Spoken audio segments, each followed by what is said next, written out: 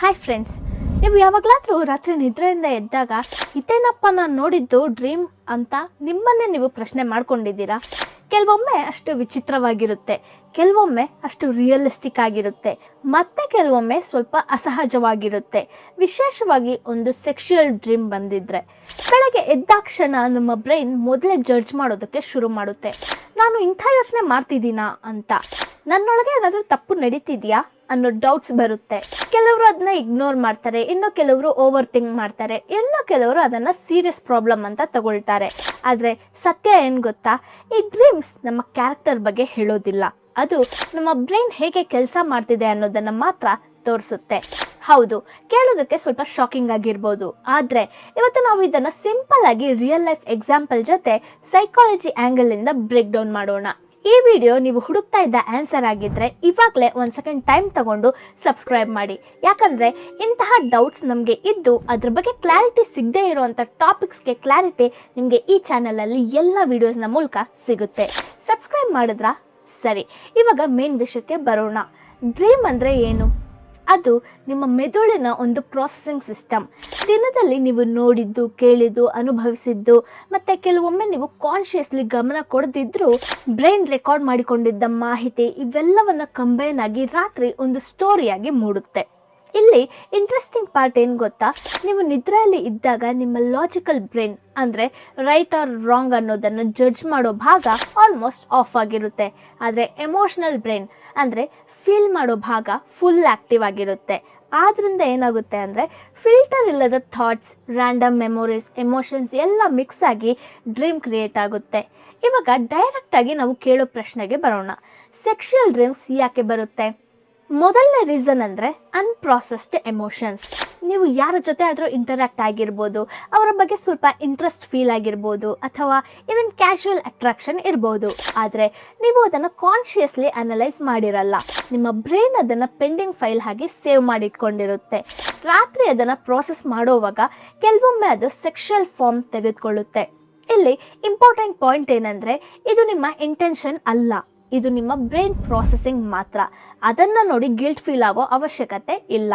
ಇನ್ನೊಂದು reason hormones ಮತ್ತು body reaction. ನಾವು ನಿದ್ರಲ್ಲಿದ್ದಾಗ, ವಿಶೇಷವಾಗಿ ರೆಮ್ ಸ್ಲಿಪ್ ಸಮಯದಲ್ಲಿ ಬಾಡಿಯಲ್ಲಿ ನ್ಯಾಚುರಲ್ ಚೇಂಜಸ್ ಆಗುತ್ತೆ. ರೆಮ್ ಅಂದರೆ ರ್ಯಾಪಿಡ್ ಐ ಮೂಮೆಂಟ್. ಈ ಸ್ಟೇಜಲ್ಲಿ ಕಣ್ಣನ್ನು ಮುಚ್ಚಿದ್ರೂ ಐಬಾಲ್ಸ್ ಮೂಮೆಂಟ್ಸ್ ಮಾಡ್ತಿರ್ತೀವಿ, ಕನಸುಗಳು ಬರ್ತಿರುತ್ತೆ. ಪುರುಷರಲ್ಲಿ ಎರೆಕ್ಷನ್ ಆಗಬಹುದು, ವಿಮೆನ್ಸಲ್ಲಿ ಸಹ ಫಿಸಿಯೋಲಾಜಿಕಲ್ ಅರೌಸಲ್ ಆಗ್ಬೋದು. ಇದು ಟೋಟಲಿ ನ್ಯಾಚುರಲ್ ಬಯಾಲಜಿಕಲ್ ಪ್ರಾಸೆಸ್. ಆದರೆ ಬ್ರೈನ್ ಅದಕ್ಕೆ ಒಂದು ವಿಷುವಲ್ ಸ್ಟೋರಿನ ಕೊಡುತ್ತೆ, ಅದೇ ಡ್ರೀಮ್ ಆಗಿ ಕಾಣುತ್ತೆ.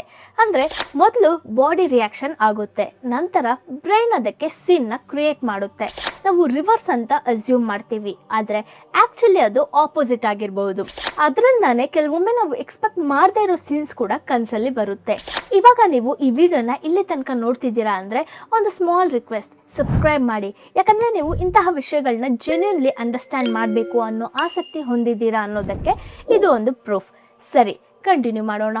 ಇನ್ನೊಂದು ಇಂಟ್ರೆಸ್ಟಿಂಗ್ ರೀಸನ್ ಅಂದರೆ ರ್ಯಾಂಡಮ್ ಮೆಮೊರಿ ಮಿಕ್ಸಿಂಗ್. ನಮ್ಮ ಬ್ರೈನ್ ಒಂದು ಎಡಿಟರ್ ತರಹ ಕೆಲಸ ಮಾಡುತ್ತೆ. ಅದು ಒಂದು ಮೆಮೊರಿ, ಇನ್ನೊಂದು ಫೇಸ್, ಇನ್ನೊಂದು ಸಿಚುವೇಶನ್ ಎಲ್ಲವನ್ನ ಕಂಬೈನ್ ಮಾಡಿ ಕಂಪ್ಲೀಟ್ಲಿ ಹೊಸ ಸೀನ್ನ ಕ್ರಿಯೇಟ್ ಮಾಡುತ್ತೆ. ಆದ್ದರಿಂದ ಕೆಲವೊಮ್ಮೆ ನಾವು ರಿಯಲ್ ಲೈಫಲ್ಲಿ ಯೋಚಿಸಿದ ವ್ಯಕ್ತಿಗಳ ಜೊತೆಗೂ ಕನಸು ಬರುತ್ತೆ. ಅದನ್ನು ನೋಡಿ ಶಾಕ್ ಆಗೋದು ನ್ಯಾಚುರಲ್, ಆದರೆ ಅದು ನಿಮ್ಮ ಡಿಸೈರ್ ಅಲ್ಲ, ಅದು ಜಸ್ಟ್ ರ್ಯಾಂಡಮ್ ಕಾಂಬಿನೇಷನ್ ಅಷ್ಟೇ. ಇಲ್ಲಿ ನಿಮಗೆ ಒಂದು ಕ್ವೆಶನ್, ನಿಮಗೆ ರಿಪೀಟ್ ಆಗ್ತಾ ಇರೋ ಡ್ರೀಮ್ ಇದೆಯಾ, ಅಥವಾ ಒಂದೇ ಟೈಪ್ ಡ್ರೀಮ್ ಮತ್ತೆ ಮತ್ತೆ ಬರ್ತಿದೆಯಾ? ಆ ರೀತಿ ಏನಾದರೂ ಇದೆ ಕಮೆಂಟಲ್ಲಿ ಶೇರ್ ಮಾಡಿ. ಯಾಕಂದರೆ ಅದು ನಿಮ್ಮ ಬ್ರೈನ್ ಏನು ಹೇಳ್ತಿದೆ ಅಂತ ಕ್ಲೂ ಕೊಡುತ್ತೆ. ಇವಾಗ ನೆಕ್ಸ್ಟ್ ರೀಸನ್ನ ನೋಡೋಣ. ಸ್ಟ್ರೆಸ್ ಮತ್ತು ಸಪ್ರೆಷನ್. ನೀವು ದಿನದಲ್ಲಿ ತುಂಬ ಸ್ಟ್ರೆಸ್ ತಗೊಳ್ತೀರಾ, ಅಥವಾ ನಿಮ್ಮ ಥಾಟ್ಸ್ನ ಸಪ್ರೆಸ್ ಮಾಡ್ತೀರಾ. ಇದು ಯೋಚಿಸಬಾರ್ದು, ಇದು ತಪ್ಪು ಅಂತ ನಿಮ್ಮನ್ನೇ ನೀವು ಕಂಟ್ರೋಲ್ ಮಾಡ್ತೀರಾ. ಆ ಸಪ್ರೆಸ್ಡ್ ಥಾಟ್ಸ್ ನೈಟ್ ಡ್ರೀಮ್ ಆಗಿ ಹೊರಗೆ ಬರುತ್ತೆ. ಬ್ರೈನ್ಗೆ ಫಿಲ್ಟರ್ ಇಲ್ಲದ ಸಮಯ ಅದು. ಆದ್ದರಿಂದ ಕೆಲವೊಮ್ಮೆ ಅದು ಸೆಕ್ಷುಯಲ್ ಫಾರ್ಮ್ ತಗೊಳ್ಳುತ್ತೆ, ಯಾಕಂದರೆ ಅದು ಪವರ್ಫುಲ್ ಎಮೋಷನ್. ಇನ್ನೊಂದು ಸಟಲ್ ರೀಸನ್ ಅಂದರೆ ಕಂಟೆಂಟ್ ಇನ್ಫ್ಲೂಯೆನ್ಸ್. ನಾವು ದಿನಪೂರ್ತಿ ಸ್ಕ್ರಾಲ್ ಮಾಡ್ತೀವಿ, ರೀಲ್ಸ್ ನೋಡ್ತೀವಿ, ವೀಡಿಯೋಸ್ ನೋಡ್ತೀವಿ, ಆದರೆ ಅದನ್ನು ಸೀರಿಯಸ್ ಆಗಿ ತೆಗೆದುಕೊಳ್ಳಲ್ಲ. ಆದರೆ ಬ್ರೈನ್ ಅದನ್ನು ಸೀರಿಯಸ್ ಆಗಿ ರೆಕಾರ್ಡ್ ಮಾಡುತ್ತೆ. ಅದು ಬ್ಯಾಕ್ಗ್ರೌಂಡಲ್ಲಿ ಸೇವ್ ಆಗಿರುತ್ತೆ, ರಾತ್ರಿ ಅದನ್ನು ರೀಪ್ಲೇ ಮಾಡುತ್ತೆ. ಅದರಿಂದಲೇ ನಿಮ್ಮ ಡ್ರೀಮ್ಸ್ ಕೂಡ ಇನ್ಫ್ಲೂಯೆನ್ಸ್ ಆಗುತ್ತೆ. ಸೊ ಕೆಲವೊಮ್ಮೆ ನಾನು ಇದನ್ನೆಲ್ಲ ಥಿಂಕೇ ಮಾಡಿಲ್ವಲ್ಲ ಅನ್ನೋ ರೀತಿ ಡ್ರೀಮ್ ಬರುತ್ತೆ. ಆ್ಯಕ್ಚುಲಿ ನೀವು ಕಾನ್ಷಿಯಸ್ಲಿ ಅದ್ರ ಬಗ್ಗೆ ಥಿಂಕ್ ಮಾಡಿರಲ್ಲ, ಆದರೆ ಸಬ್ಕಾನ್ಷಿಯಸ್ಲಿ ಅದು ಆಲ್ರೆಡಿ ಸ್ಟೋರ್ ಆಗಿರುತ್ತೆ. ಇವಾಗ ಒಂದು ದೊಡ್ಡ ಡೌಟ್ನ ಕ್ಲಿಯರ್ ಮಾಡ್ಕೊಳ್ಳೋಣ. ಈ ರೀತಿಯ ಡ್ರೀಮ್ಸ್ ಬಂದರೆ ನಾನು ಬ್ಯಾಡ್ ಪರ್ಸನ್ನಾ? ಆನ್ಸರ್ ಇಲ್ಲ. ಡ್ರೀಮ್ಸ್ ನಿಮ್ಮ ಪರ್ಸ್ನಾಲಿಟಿನ ಡಿಫೈನ್ ಮಾಡೋದಿಲ್ಲ, ಅದು ನಿಮ್ಮ ಬ್ರೈನ್ ಆ್ಯಕ್ಟಿವಿಟಿ ಮಾತ್ರನೇ. ನೀವು ಕನಸಲ್ಲಿ ಏನನ್ನು ನೋಡ್ತಿರೋ ಅದು ನಿಮ್ಮ ರಿಯಲ್ ಲೈಫ್ ಇಂಟೆನ್ಷನ್ ಅಲ್ಲ. ಅದನ್ನು ಸೀರಿಯಸ್ ಆಗಿ ತಗೊಳ್ಳೋದಕ್ಕಿಂತ ಅದು ನಾರ್ಮಲ್ ಪ್ರಾಸೆಸ್ ಅಂತ ಅರ್ಥ ಮಾಡಿಕೊಂಡ್ರೆ ಸಾಕು. ಇನ್ನೊಂದು ವಿಷಯ, ನೈಟ್ ಫಾಲ್ ಬಗ್ಗೆ ಕೂಡ ಜನ ಹೆಚ್ಚು ಟೆನ್ಷನ್ ತಗೊಳ್ತಾರೆ, ಆದರೆ ಅದು completely natural. Body, hormones, dreams ಎಲ್ಲ ಕಂಬೈನ್ ಆಗಿ ಆಗೋ ಪ್ರಾಸೆಸ್. ಇದರಿಂದ ಹೆಲ್ತ್ಗೆ ಯಾವುದೇ ಡೇಂಜರ್ ಇಲ್ಲ. ಇನ್ನು ಆಲ್ರೆಡಿ ನೈಟ್ ಫಾಲ್ ಬಗ್ಗೆ ನಾನು ವಿಡಿಯೋ ಮಾಡಿದ್ದೀನಿ. ನೈಟ್ ಫಾಲ್ ಯಾಕೆ ಆಗುತ್ತೆ, ಅದನ್ನು ಅವಾಯ್ಡ್ ಮಾಡೋದಕ್ಕೆ ಏನೇನೆಲ್ಲ ಫಾಲೋ ಮಾಡಬೇಕು ಅನ್ನೋದ್ರ ಬಗ್ಗೆ ಕಂಪ್ಲೀಟಾಗಿ ಡೀಟೇಲ್ಸ್ ಹೇಳಿದ್ದೀನಿ. ಈ ವಿಡಿಯೋ ಎಂಡಿಂಗಲ್ಲಿ ಆ ವಿಡಿಯೋನ ಟ್ಯಾಗ್ ಮಾಡಿರ್ತೀನಿ, ಮಿಸ್ ಮಾಡದೆ ನೋಡಿ. ಇವಾಗ ತುಂಬ ಇಂಟ್ರೆಸ್ಟಿಂಗ್ ಪಾರ್ಟ್. ಡ್ರೀಮ್ಸ್ನ ಕಂಟ್ರೋಲ್ ಮಾಡಬಹುದಾ? ಕೆಲವರಿಗೆ ಸಾಧ್ಯ ಇದೆ. ಇದನ್ನು ಲೂಸಿಡ್ ಡ್ರೀಮಿಂಗ್ ಅಂತಾರೆ. ನೀವು ಕನಸಲ್ಲಿ ಇದ್ದೀರಾ ಅನ್ನೋದನ್ನು ರಿಯಲೈಸ್ ಮಾಡಿದ್ರೆ ನೀವು ಸೀನ್ಸ್ನ ಚೇಂಜ್ ಮಾಡ್ಬೋದು, ನೈಟ್ ಮೇರ್ಸ್ನ ಸಹ ಸ್ಟಾಪ್ ಮಾಡ್ಬೋದು. ಇದು ಈಸಿ ಅಲ್ಲ, ಪ್ರಾಕ್ಟೀಸ್ ಬೇಕು, ಆದರೆ ಪಾಸಿಬಲ್ ಇದೆ. ಅಂದರೆ ನೀವು ನಿಮ್ಮ ಬ್ರೈನ್ ಜೊತೆ ಕೋಆಪರೇಷನ್ ಬಿಲ್ಡ್ ಮಾಡಬಹುದು. ಇದು ಕೇಳೋದಕ್ಕೆ ಸೈನ್ಸ್ ಫಿಕ್ಷನ್ ಥರ ಅನಿಸಿದ್ರು ಇದೆಲ್ಲ ಪಾಸಿಬಲ್ ಇದೆ. ಕೊನೆಯಲ್ಲಿ ಒಂದು ಇಂಪಾರ್ಟೆಂಟ್ ಪಾಯಿಂಟ್, ಕನಸುಗಳು ನಿಮ್ಮ ವಿರುದ್ಧ ಅಲ್ಲ, ನಿಮಗಾಗಿ ಕೆಲಸ ಮಾಡುತ್ತೆ. ಅವು ನಿಮ್ಮ ಎಮೋಷನ್ಸ್ನ ಪ್ರಾಸೆಸ್ ಮಾಡುತ್ತೆ, ನಿಮ್ಮ ಬ್ರೈನ್ನ ಕ್ಲೀನ್ ಮಾಡುತ್ತೆ, ನಿಮ್ಮನ್ನು ಮೆಂಟಲಿ ಪ್ರಿಪೇರ್ ಮಾಡುತ್ತೆ. ಫ್ಯೂಚರ್ನ ಪ್ರಿಡಿಕ್ಟ್ ಮಾಡೋದಿಲ್ಲ, ಆದರೆ ನಿಮ್ಮ ಪ್ರೆಸೆಂಟ್ ಮೈಂಡ್ ಸ್ಟೇಟ್ನ ರಿಫ್ಲೆಕ್ಟ್ ಮಾಡುತ್ತೆ.